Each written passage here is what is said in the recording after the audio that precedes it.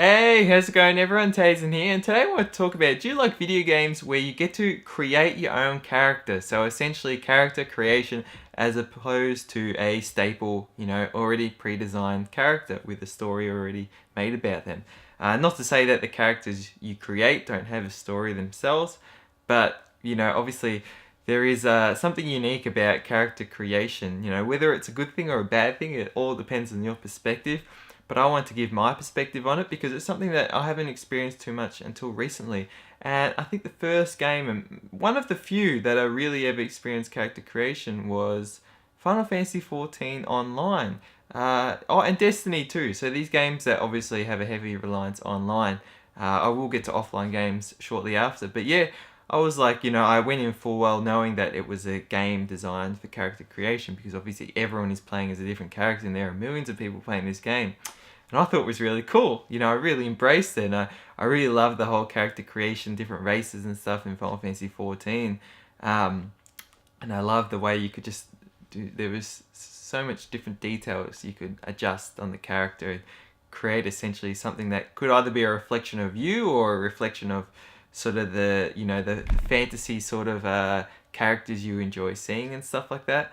And I just thought, I loved it. I went crazy. But saying that, the one thing that is sort of a hindrance in a way is I can't make my mind up. I'm indecisive about certain designs when I'm making a character, so it takes me over an hour. So sometimes I get a game and I want to play it. Then I'm spending the first hour, just trying to create a character. And then I start and I'm like, oh, should I have made his hair slightly darker or brighter or taller or put, made his hairstyle this and that. Again, I'm sure you could make so many different character profiles and still be slightly unsure which one is the one you want.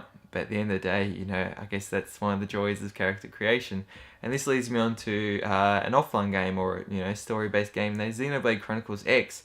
That was, I'd say the third game after Destiny, then Final Fantasy XIV, that I got to create my own character.